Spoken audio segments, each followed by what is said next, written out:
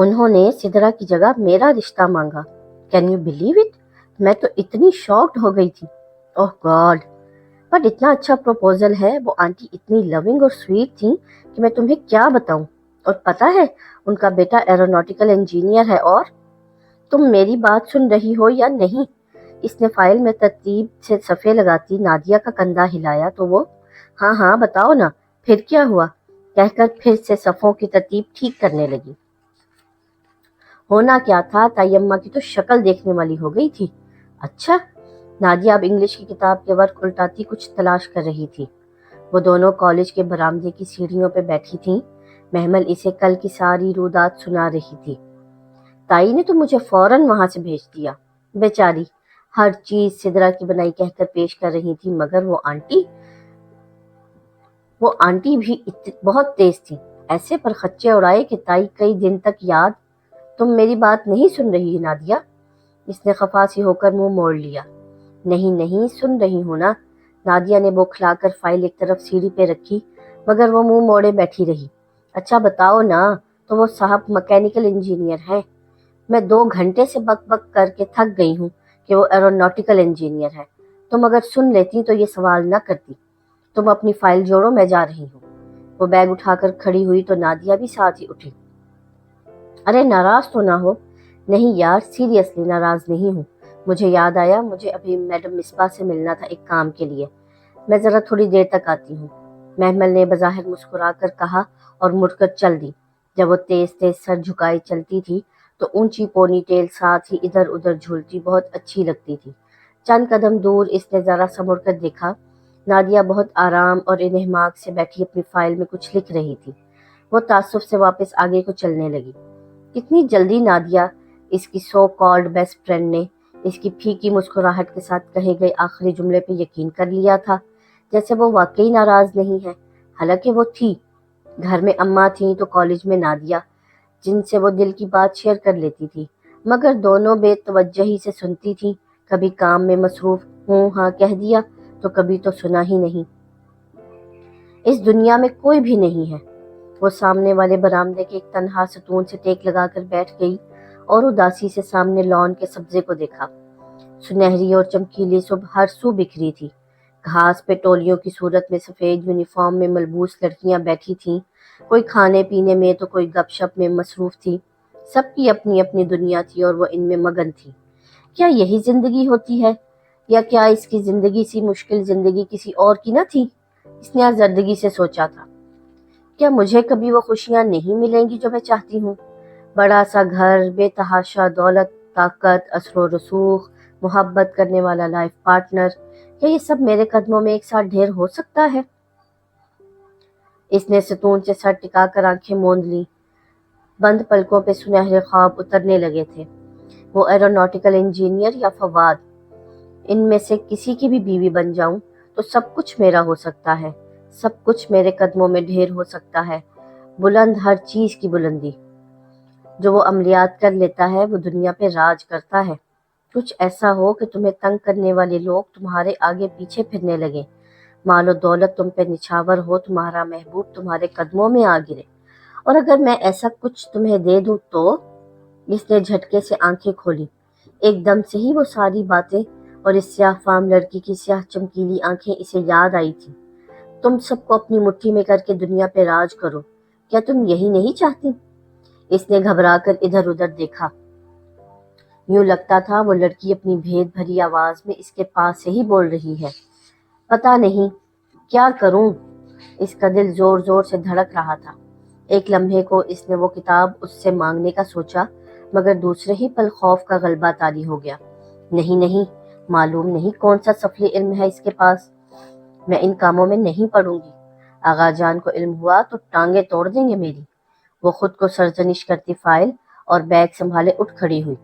اسے اب اس سیاہ فام لڑکی سے کوئی بات نہیں کرنی تھی. بس اس نے فیصلہ کر لیا تھا. البتہ دل کے کسی چھپے خانے میں اس کتاب کو حاصل کرنے کی خواہش نے بھی بہت خاموشی سے سر اٹھانا شروع کر دیا تھا. ان دنوں مسرت بہت خوش رہنے لگی تھی اور وہ ان کو دیکھ دیکھ کر خوش ہوتی. پتہ ہے محمل، بہت اچھے لوگ ہیں یہ. نعمان بھائی بڑے بھلے مانس انسان ہیں اور ان کا بیٹا تو بہت ہی خوب روح ہے. اللہ نے ہماری سن لی ہے، وہ ضرور ہم پہ رحم کرے گا۔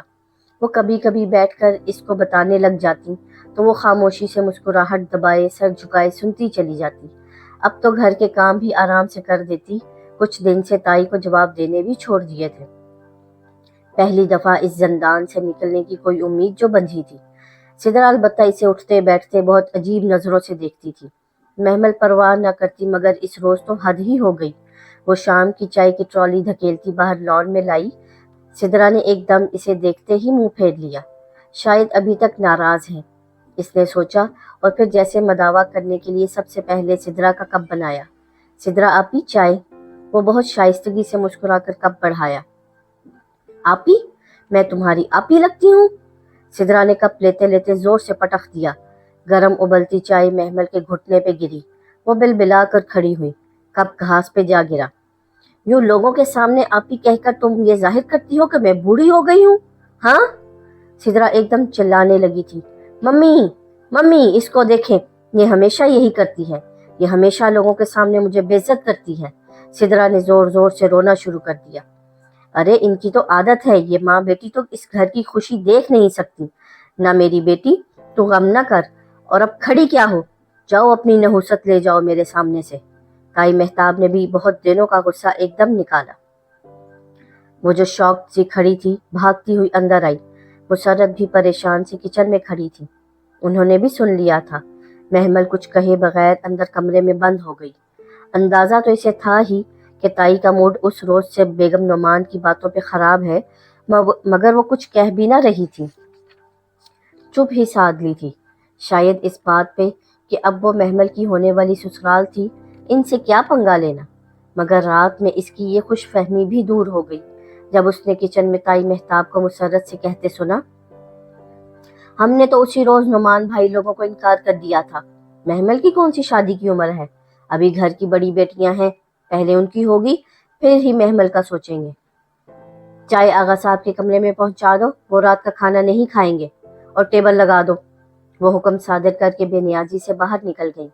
کچن کے دروازے پہ دھواں دھواں چہرہ لیے کھڑی محمل پہ بس ایک استہزائیہ نگاہ اچھالی تھی، جبکہ اندر نے ڈھال سی بمشکل کھڑی مسرت کو دیکھنا بھی گوارا نہ کیا تھا، جن کے دل پہ انہوں نے الٹی برچھی پھیر دی تھی۔ اسے نہیں علم تھا کہ کیوں، مگر وہ رات دیر تک برآمدے کی سیڑھیوں پہ بیٹھی روتی رہی تھی۔ اندر سب سو رہے تھے، مسرت بھی سونے چلی گئی تھی۔ وہ پڑھائی کا بہانہ کر کے باہر آئی تھی اور دیر سے ادھر بیٹھی بے آواز آنسو بہا رہی تھی۔ کچی عمر کا پہلا خواب دیکھا تھا، وہ بھی ایسے کرچی کرچی ہوا تھا کہ روح تک بلبلا اٹھی تھی۔ وہ اتنی ہرٹ ہوئی تھی کہ دل پھٹ رہا تھا۔ کوئی اتنا بھی ظالم ہو سکتا ہے جتنی تائی تھی، جتنے یہ سب لوگ تھے؟ اس کا دل چاہ رہا تھا وہ بے خبر سوتے ان لوگوں کے کمروں کو آگ لگا دے، یا چھری سے ان کی گردنیں کاٹ پھینکے، یا زہر دے کر سب کو مار دے اور آخر میں خود بھی پھانک لے۔ نفرت، بہت شدید نفرت محسوس ہوتی تھی اسے اپنے ان رشتہ داروں سے۔ اس کا دل چاہتا تھا وہ ان گھٹیا اور کمینے لوگوں سے دور چلی جائے، جہاں اسے ان کی شکل نہ دیکھنی پڑے، اور واقعی اب وہ چلی بھی جائے گی۔ اس نے سوچ لیا تھا بس ایک دفعہ اسے وہ اسکالرشپ مل جائے جس کے لیے اس نے برٹش ہائی کمیشن کے اعلان کے بعد اپلائی کیا تھا، کہ بھلے گھر کے وہ جو حالات ہوں۔ اس نے 5th سے FSC تک ہر بورڈ ایگزام میں پورے بورڈ میں ٹاپ کیا تھا۔ FSC پری انجینئرنگ میں ٹاپ کرنے کے باوجود اس کا انجینئرنگ کی طرف رجحان نہ تھا، یا رہا نہ تھا، سو BSc میتھس میں ایڈمیشن لے لیا تھا، اور اسے امید تھی کہ اب بھی وہی ٹاپ کرے گی، اور اگر اسکالرشپ اسے مل جائے تو بہت آسانی سے اسے اس زندان سے چھٹکارا مل جائے گا۔ وہ آنسو ہتھیلی کی پشت سے رگڑتی اس سوچ میں غلطاں تھی کہ کوئی اس کے سامنے آ کھڑا ہوا۔ وہ جوتے دیکھ کر چونکی اور بھیگا ہوا چہرہ اٹھایا۔ وسیم اس کے بالکل سامنے کھڑا تھا۔ وسیم بھائی؟ وہ کرنٹ کھا کر اٹھی اور 2 قدم پیچھے ہٹی۔ وہ تائی مہتاب کا 3 نمبر کا بیٹا تھا، فہد کا چھوٹا اور ناکارہ و آوارہ بھائی۔ اس وقت بھی وہ اپنی سرخ آنکھوں سے اسے گھور رہا تھا۔ جانے کب اچانک ادھر آ کھڑا ہوا تھا، کھلا گریبان، تنگ جینز، گردن سے لپٹی چین، بکھرے بال اور سرخ آنکھیں۔ وہ نشہ کرتا تھا، گھر میں سب کو علم تھا، یہاں تک کہ فضا چچی بھی اپنی بیٹیوں کو اس کے قریب بھی نہ جانے دیتی تھی۔ خود حسن بھی احتیاط کرتا تھا۔ آرزو البتہ لاپرواہ اور نڈر تھی۔ ویسے بھی وسیم گھر میں بہت کم ہی نظر آتا تھا۔ محمل ہر ممکن احتیاط کرتی کہ اکیلے میں اس کے سامنا نہ ہو، اسے اس کی آنکھوں سے خوف آتا تھا، مگر آج جانے کیسے۔ کیا کر رہی ہو؟ وہ ایک قدم اوپر سٹیپ پہ چڑھا تو وہ بے اختیار مزید پیچھے ہٹی۔ کچھ بھی نہیں، وہ آغا جان آواز دے رہے ہیں۔ وہ ایک دم پلٹ کر اندر بھاگ گئی۔ وسیم نے تمسخرانہ سر جھٹکا، چند لمحے ادھر کھڑا سوچتا رہا، پھر باہر گیٹ کی طرف چل دیا۔ وہ صبح بہت بوجھل سی تھی۔ وہ بس اسٹاپ پہ بینچ پہ اکیلی بیٹھی بھیگی آنکھوں سے دور افق پہ جانے کیا تلاش کر رہی تھی، جہاں نیلی صبح کے پرندے اڑ رہے تھے۔ رات بھر کے رونے کے باعث اس کے سر میں درد کی ٹیسیں اٹھ رہی تھیں، اور اوپر سے وہ سیاہ فام لڑکی بھی نہیں آئی تھی۔ جانے آج وہ کدھر رہ گئی تھی؟ ابھی تک کیوں نہ آئی تھی؟ صرف اس لیے محمل آج 15 منٹ پہلے ہی آ گئی تھی تاکہ 10 کے بجائے 25 منٹ اس کے ساتھ مل جائیں، مگر یہ تو اسے معلوم بھی نہ تھا کہ وہ کب آتی تھی۔ اسے تو یہ بھی معلوم نہ تھا کہ وہ اس کا انتظار کیوں کر رہی تھی، حالانکہ کوئی بات ایسی نہ تھی جسے وہ اس کے ساتھ شیئر کر سکتی، کسی مسئلے کا حل دریافت کر سکتی یا اس کے ساتھ بیٹھ کر رو سکتی۔ نہیں، اس کے پاس بتانے کو کچھ بھی نہیں تھا، پھر بھی اسے اس کا انتظار تھا۔ وہ بار بار کلائی پہ بندھی رسٹ واچ دیکھتی، لمحے سرکتے جا رہے تھے، 25 منٹ ختم ہونے کو تھے، مگر اس سیاہ فام لڑکی کا دور دور تک کوئی اندیشہ نہ تھا۔ بس کا ہارن بجا تو وہ شکستہ قدموں سے اٹھ کر چل دی۔ سنگی بینچ خالی رہ گیا۔ صبح کے پرندے اپنے سفر کو نکل گئے اور نیلا ہٹ بھرا افق سنہری کرنوں سے بھیگنے لگا۔ وہ بہت اداس سی بس میں سوار ہوئی تھی۔ سارا راستہ خاموش سی گردن موڑے کھڑکی سے باہر دیکھتی رہی۔ اس کی لمبی سراہی مانند سنہری گردن اونچی پونی ٹیل کے باعث پیچھے سے بھی جھلکتی تھی اور اسے یکسر ممتاز بنا دیتی تھی۔ بس کے رکنے سے قبل اس نے بیگ میں سے پاکٹ مرر نکال کر دیکھا اور پھر کچھ سوچ کر متورم سوجی آنکھوں کو چھپانے کو گہرا کاجل ڈال دیا۔ محمل، تم اتنا کاجل مت ڈالا کرو، مائنڈ مت کرنا، مگر تمہاری آئیز بالکل گولڈن کلر کی ہیں اور کاجل میں بالکل بلی کی طرح لگتی ہیں، کیٹ وومن۔ نادیہ ہنس کر بولی تھی، اور مجھے بلیاں بالکل پسند نہیں۔ کھاؤ گی؟ اس نے ہاتھ میں پکڑا چپس کا پیکٹ بڑھایا۔ محمل نے ایک خاموش نگاہ اس پہ ڈالی اور نو تھینکس کہہ کر سر جھکائے اپنی کتاب پہ کچھ لکھنے لگی۔ سر جھکانے سے اس کی اونچی پونی مزید اٹھ جاتی اور بھورے بال گردن پہ گرتے دکھائی دینے لگتے۔ مائی پلیئر، نادیہ نے شانے اچکا کر پیکٹ واپس لے لیا۔ وہ خاموشی سے سر جھکائے کچھ لکھتی رہی۔ وہ لائبریری میں نادیہ کو کل تائی اماں کے جواب والی بات بتانے آئی تھی، مگر اس کا طنز سن کر دل ایک دم ٹوٹ سا گیا تھا۔ بس چٹکی بجاتے اس نے محمل کی خوبصورت بادامی سنہری آنکھوں کو بلی سے مشابہ قرار دے دیا تھا، شاید اس لیے کہ عام سی صورت کی نادیہ جب محمل کے ساتھ چل رہی ہوتی تو بہت سے سر مڑ کر ہمیشہ ستائشی نگاہوں سے محمل کو ہی دیکھتے تھے۔ دراز قد، اسمارٹ، لمبی گردن اور اونچی براؤن پونی ٹیل والی لڑکی جس کی سنہری آنکھیں دھوپ میں اور بھی زیادہ چمکتی تھیں، پورے کالج میں پاپولر تھی۔ ایسے میں جب وہ کاجل ڈال کر مزید خوبصورت دکھتی تو نادیہ سے کبھی کبھار برداشت نہ ہوتا اور وہ کچھ ایسا ضرور کہہ دیتی جو محمل کا دل توڑ دیتا تھا۔ اب بھی وہ نادیہ اپنی بیسٹ فرینڈ کے پاس رونے آئی تھی، مگر نادیہ کے پاس پہلے اس کے دکھ سننے کی فرصت نہ تھی۔ وہ مسلسل اپنے نوٹس میں مگن تھی اور جب ذرا دیر کو فارغ ہوئی تو اس کا دل کچھ ایسے توڑا کہ وہ پھر کچھ کہہ ہی نہ سکی۔ ہاں، تم کچھ بتا رہی تھی۔ وہ چپس کا پیکٹ کتاب کی اوٹ میں کیے مسلسل چپس نکال کر کتر رہی تھی۔ تائی اماں کی کوئی بات تھی شاید؟ نہیں؟ اچھا، مجھے لگا تمہیں غلط لگا۔ میں چلتی ہوں، زارا سے کچھ کام ہے۔ وہ مصروف سی کتابیں اٹھائے باہر نکل آئی۔ اگلے 2 روز یوں ہی مزمحل سے گزرے۔ پریشانی، مایوسی، نا امیدی اور دکھ، وہ ہر طرح کے منفی خیالات میں گھری ہوئی تھی۔ یوں لگتا تھا جیسے دنیا سے رنگ ہی ختم ہو گئے ہوں۔ سب کچھ پھیکا پھیکا سا تھا اور دل کا باغ ویران، اجڑا ہوا، اور پھر اچانک تیسرے دن وہ سیاہ فام لڑکی آ گئی۔ اس نے دور سے اسے بینچ پہ بیٹھے دیکھا تو یکدم غصے کی ایک لہر اس کے اندر اٹھی۔ وہ تیز تیز چلتی اس کے قریب آئی۔ तुम 2 दिन से कहाँ थी? स्याह फाम लड़की ने सर उठाया। वो बहुत गुस्से से इसे देख रही थी। मेरा कुछ काम था। मैं तुम्हें मजा आता है दूसरों को अपना इंतजार करवा के? तुम्हें लगता है मैं तुम्हारी मदद के बगैर मर जाऊंगी? हाँ, हालांकि ऐसा नहीं होगा। तुम तवज्जो लेने के लिए वो बातें करती हो जिससे दूसरा तुम्हारी तरफ खींचा चला आए, मगर मुझे तुम्हारी बिल्कुल जरूरत नहीं है और ना मुझे तुम्हारी परवाह है और मुझे तुम्हारी किताब की भी जरूरत नहीं है। मैं नहीं मरी तुम्हारी मदद के बगैर। देखो, देख लो, मैं जिंदा हूँ। वो तेज तेज बोलते हाँफने लगी थी। स्याह फाम लड़की जरा सा मुस्कुराई। तो तुम मेरा इंतजार कर रही थी? नहीं, हरगिज नहीं। वो 2 कदम पीछे हटी। मुझे तुम्हारी कोई जरूरत नहीं है। तुम शायद बुलंद आवाज में अपने दिल की आवाज को झुठला रही हो। अगर ऐसा है तो ये मत करो। अपने दिल की सुनो, वो तुम्हें कुछ कह रहा है। मुझे डिक्टेट मत करो। मैं अपना अच्छा बुरा खूब समझती हूँ। तुम मेरे साथ उम्मीद अफजा बातें करके अपनी किताब मुझे बेचना चाहती हो। मैं खूब समझती हूँ तुम्हारा मकसद, मगर याद रखना, मैं तुमसे ये किताब हरगिज नहीं खरीदूंगी।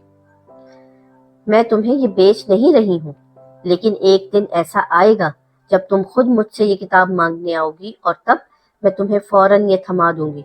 अभी तुम सफर के आगाज में हो और जब थकोगी तो इस किताब के पीछे आओगी। मुझे तुम्हारी किसी बात का बुरा नहीं लगा। मुझे बस तुम्हारे थकने का इंतजार है। जाओ, तुम्हारी बस आ गई है। इस वक्त तो वो गुस्से में पलट गई, मगर फिर सारा दिन यही सोचती रही कि इस स्याह फाम लड़की को देखकर हो क्या गया था। क्यों इसने उस पर इतना गुस्सा किया? वो क्या लगती थी इसकी? उसने क्या बिगाड़ा था इसका? और इसे गुस्सा किस बात का था? यूं अनजाने लोगों के साथ इस तरह का सलूक तो महमल इब्राहिम कभी न करती थी। फिर अब क्यों? निदामत और शर्मिंदगी के एहसास ने इसे पूरा दिन जकड़े रखा। वो किचन के तमाम काम बेतवज्जही से निपटाती रही। पढ़ाई भी ठीक से न कर सकी। पेपर्स हो रहे थे, अब भी इसके पास पढ़ने को बहुत कुछ था, मगर सारा दिन एहसास जुर्म इसे अंदर ही अंदर कचोके लगाता रहा।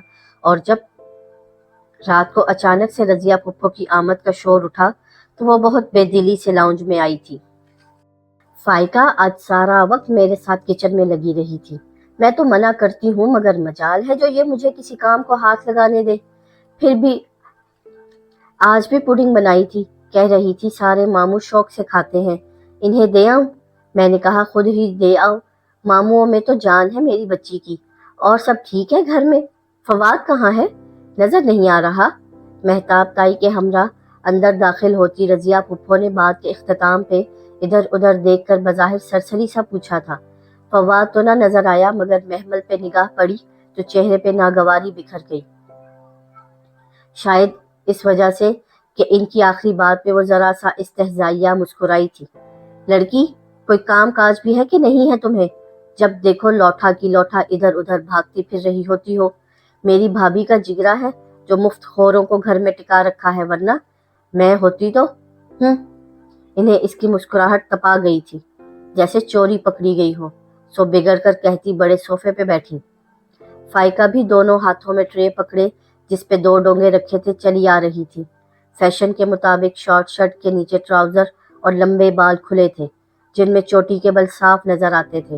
वो सिदरा की तरह खूब मेकअप करती थी और इस तरह शायद जरा काबिल कबूल लग जाती अगर जो वो गहरे मस्कारे और आई मेकअप के ऊपर वो बड़ा सा स्याह फ्रेम का चश्मा ना लगाया करती। ये किधर रखूं ममानी जान? वो रुक कर मध्यम आवाज में पूछ रही थी, वरना यही फाइका थी जो कुछ अरसा कबल बेहंगम शोर किया करती थी। किचन में रख दो, बल्कि महमल तुम ले जाओ। लाइए। महमल आगे बढ़ी तो फाइका ने कदरे तजब्जुब से माँ को देखा। दे दे फाइका बाजी, फवाद भाई तो वैसे भी अभी ऑफिस से नहीं आए। फुप्पो पूछ रही थी अभी उनका। वो बेनियाजी से कहकर ट्रे लिए किचन में रखाई। फवाद अभी तक नहीं आया? फुप्पो ने बेचैनी से घड़ी देखी, फिर फाइका को आंख का इशारा किया। वो फौरन महताब ताई के बिल्कुल मुकाबिल सोफे पे मुअद्दब सी बैठ गई। हाँ, कुछ काम था शायद। और तुम ठीक हो? ताई रिमोट उठाकर चैनल बदल रही थी। अंदाज में अजब शान बेनियाजी थी। जिनके फवाद जैसे बेटे हों, इन पे बेटियों की माएँ यूं ही मक्खियों की तरह भिन भिनाती हैं। वो रजिया फुप्पो के अतवार खूब समझती थी। ये पुडिंग फाइका बाजी ने बनाई है फुप्पो। वो वापस आकर इनके सामने सोफे पे टांग रखकर बैठ गई। वही जीन्स, कुर्ता, गर्दन में मफलर की तरह लिपटा दुपट्टा और ऊंची पोनी टेल, ये इसका मखसूस हुलिया था। हाँ तो और नहीं तो क्या। अच्छा, आप तो उस रोज अपनी माई सलीमा से पुडिंग बनवा रही थी। वो जब मैं आपके घर गई थी, आप तो कह रही थी कि ना आपको और ना ही फाइका बाजी को पुडिंग बनानी आती है। फाइका बाजी? इसने चेहरा फाइका की तरफ मोड़ा। अभी रिसेंटली सीखी है आपने? हाँ हाँ, मेरे साथ आजकल सब कुछ सीख रही है, बैठकर मुफ्त की रोटियां तो नहीं तोड़ती। फुप्पो चमक कर बोली।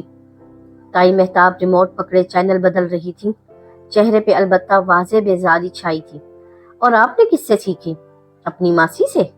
ज्यादा जुबान नहीं चलने लगी तुम्हारी महमल? ये तो मेरी भाभी का हौसला है कि तुम्हें बर्दाश्त करती हैं। इनकी जगह मैं होती तो 2 दिन में घर से निकाल देती। इनकी जगह आप कैसे हो सकती थी फुप्पो? दूसरों के पैसे पे ऐश करना एक आर्ट है, और ये हर किसी को तो नहीं आता ना। शट अप महमल, ताई ने गुस्से से रिमोट रखा। ज्यादा बक बक की तो टांगे तोड़ कर रख दूंगी। अरे हम ना रखते तो किधर जाती तुम? हाँ, इंग्लैंड। वो आराम से टांग पे टांग रखे पांव झुला रही थी। क्या मतलब? वो सब चौंके। मैंने स्कॉलरशिप के लिए अप्लाई कर दिया है, और बहुत जल्द मैं तो अम्मा को लेकर इंग्लैंड चली जाऊंगी। सो आप अभी से मुलाजिम ढूंढना शुरू कर दें। आप बैठे, मैं जरा किचन देख लूं। वो उठकर किचन की तरफ चली आई। जानती थी कि इनके सरों पे बम फोड़ कर आई है, मगर इस वक्त इन सबको सताने का दिल कर रहा था। खाने पे ही इसकी पेशी हो गई। तुमने कौन से स्कॉलरशिप के लिए अप्लाई किया है? मेहताब बता रही थी। क्या बात है? आगा जान ने जैसे एकदम याद आने पे खाने से हाथ रोक कर पूछा। स्कॉलरशिप? आरजू ने अबरू उठाई। निदा और सामिया बातें करती ठिठक गई। फिजा चच्ची ने हैरत से गिलास रखा और फवाद लुकमा मुंह में डालते हुए बुरी तरह चौंका था। बाकी सब भी एकदम रुक कर इसे देखने लगे, जो बहुत इत्मीनान से बाजू बढ़ाकर रायते का डोंगा उठा रही थी। जी आगा जान, ब्रिटिश हाई कमीशन की तरफ से कुछ स्कॉलरशिप्स अनाउंस हुई थी मास्टर्स के लिए। मैंने अप्लाई कर दिया। अब वो बड़ा चमचा भर कर रायता चावलों पे डाल रही थी। उम्मीद है जल्द ही मिल जाएगी, फिर मैं इंग्लैंड चली जाऊंगी। सोच रही हूँ वहीं साथ साथ जॉब वगैरह भी कर लूँ, आखिर खर्चे भी तो पूरे करने होते हैं ना। चमचा चावलों में हिलाकर रायता मिक्स करते इसने लापरवाही से इतला दी, और इसे लगा था कि अभी घर भर में तूफान खड़ा हो जाएगा। मगर वेरी गुड, जरूर अप्लाई करो। आगा जान फिर से खाने की तरफ मतवज्जा हो चुके थे। अब के हैरान होने की बारी महमल की थी। इसने लम्हे भर को ठिठक कर इन्हें देखा और फिर संभल कर बोली, थैंक यू आगा जान। इसके अल्फाज पे जहां मुसरत इत्मीनान से खाने लगी, वहां टेबल पे बहुत से लोगों की खामोश मानी खेज निगाहों के तबादले हुए थे। वो सर झुकाए चावल खाती रही। उम्मीद तो न थी कि वो कोई ड्रामा खड़ा न करेंगे, मगर वजह भी फौरन समझ में आ गई। वो बाहर चली जाए तो इनसे जायदाद में से हिस्सा कौन मांगने खड़ा होगा। इनके लिए तो अच्छा ही था कि वो चली जाए। ऐसे तो नहीं छोड़ूंगी तुम लोगों को। मैं चली भी गई तो एक दिन जरूर वापस आऊंगी और अपना हिस्सा तलब करूंगी, और तुम सबको हर उस अदालत में घसीटूंगी जहां जाने से तुम खौफ खाते हो। इसने दिल ही दिल में तहैया किया था, और फिर जब पानी का जग उठाने को सर उठाया तो यकदम चौंकी। बेतवज्जही से खाना खाता फवाद इसे ही देख रहा था। इसे सर उठाता पाकर फौरन अपनी प्लेट पे झुक गया, और बाद में फुफ्फो ने कितना ही मेरी फाइका ने आज पुडिंग बनाई है कह कर इसे रोकना चाहा।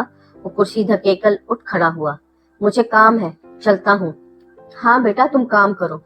मेहताब ने भी फौरन इसकी तायीद की थी। उधर फुफ्फो हाय हाय करती रह गई, और वो